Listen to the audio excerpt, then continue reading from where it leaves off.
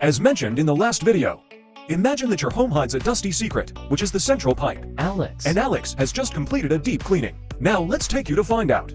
Generally, you have to clean the pipes once a year, because in the summer, when the pipes are not turned on, and the heating is not used, there will be a lot of garbage in the pipes, and the insects will lay eggs there.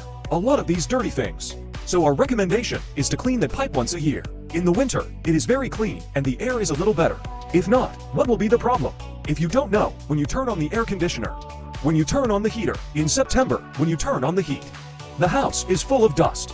The house is full of insect corpses, insect eggs. All those bacteria that you can't see with the naked eye will jump out. Therefore, it has a certain impact on the health of the whole family. Therefore, we choose a professional technical team to ensure that every service meets the highest standards, and the meticulous cleaning process leaves no dead ends, making our home more healthy and comfortable.